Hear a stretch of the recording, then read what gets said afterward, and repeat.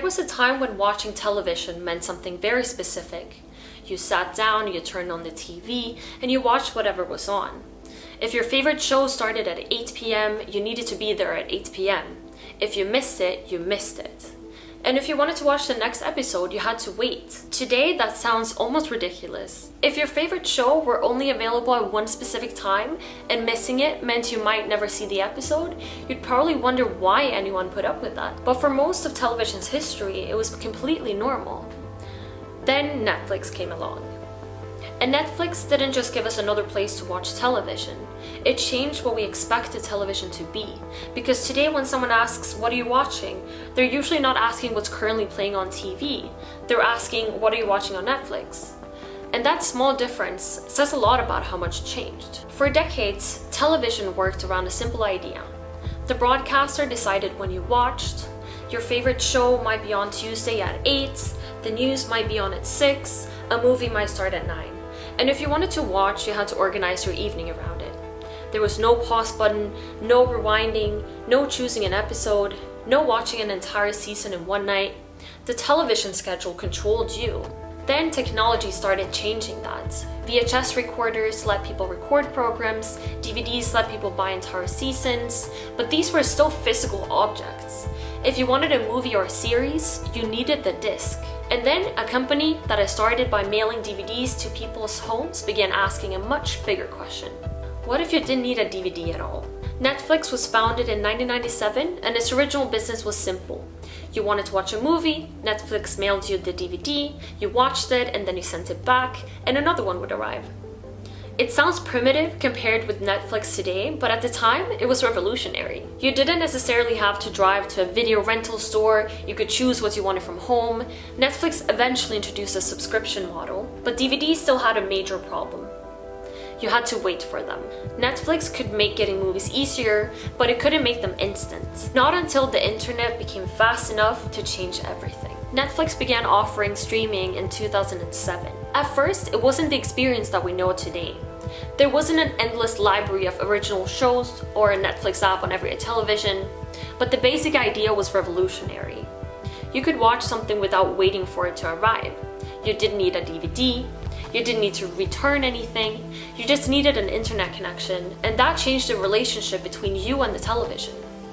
Before streaming, the question was, what's on? And after streaming, the question became, what do I want to watch? Suddenly, the schedule was no longer in charge because you were. Think about how strange traditional television would feel to someone growing up today. Imagine opening your television and seeing 8 a.m. Friends, 9 a.m. 2.5 Men. You don't get to choose the episode. You don't get to pause or rewind. You certainly don't get to watch the next episode immediately. Then Netflix did something even bigger. Netflix wasn't satisfied with simply putting television online. It started changing the way television was released. Traditionally, a series was built around a schedule. Episode 1, then a week. Episode 2, then another week. You had time to think about what happened, discuss it with your friends, and speculate about the next episode. And then you waited. Netflix changed that model completely. Entire seasons could become available at once. Suddenly, there was no reason to stop after one episode. And then suddenly it's 1 a.m. You tell yourself, I'll just watch one more. And then Netflix asks, are you still watching? It may be the most passive-aggressive question ever put on a television screen, but it reveals something important. Netflix didn't just give us more television. It changed the pace at which we consumed it. The birth of binge-watching. Before Netflix, watching an entire season in one sitting was possible, but it wasn't normal. The structure of television made it difficult. You couldn't watch episode 7 immediately after episode 6 because episode 7 didn't exist for you yet. Streaming removed that barrier. Finishing an entire season over a weekend wasn't strange. It was something people talked about. Have you finished it yet? Don't spoil it. I'm on episode 6. People weren't simply watching television anymore. They were consuming seasons. That also changed how shows could be made. Creators could tell longer stories, build characters across an entire season, and end episodes on cliffhangers, knowing the next one was immediately available. But perhaps one of Netflix's biggest changes wasn't something you could physically see. It was the algorithm. Traditional television could tell you, this is what's on. Netflix could start telling you, we think you'll like this. Netflix watches what you choose, finish, or abandon, then tries to predict what you might want next. Suddenly, television isn't just a collection of channels, it's personalized. Before streaming, if you wanted to watch a movie, you often had to decide what movie you wanted. You might visit a video store, browse the shelves, ask a question, or look through a TV guide. Netflix removed much of that friction. You could open the app without knowing what you wanted, and it would start suggesting things. We went from, I want to watch this, to show me something. Once the streaming model proved how powerful it could be, everyone wanted a piece of it. Amazon, Disney, Apple, Warner Bros., Paramount. Suddenly, companies that had spent decades producing television and movies were building their own streaming services. But eventually, there were a lot of services. And suddenly the question became, which streaming services do you have? We had escaped cable, only to create a new version of it. A movie might be available on one service but not on another. A company might remove a show from its own service. Having Netflix wasn't enough anymore. You needed to know where everything was. The streaming revolution had become its own complicated ecosystem. But one thing had permanently changed.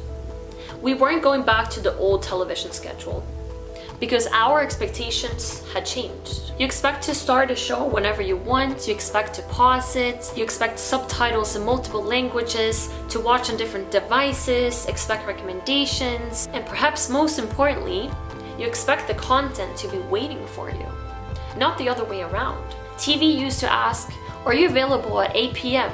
And streaming asks, what do you want to watch right now? What had changed was the relationship between time and entertainment. Before streaming, television existed on a schedule. You waited for shows, you planned around them, you watched what was available. Netflix turned that relationship upside down. Now the entertainment waits for you. You choose the time, you choose the episode, you choose how many you watch. We stopped asking what was on, and we started expecting entertainment to be there, immediately, whenever we wanted it.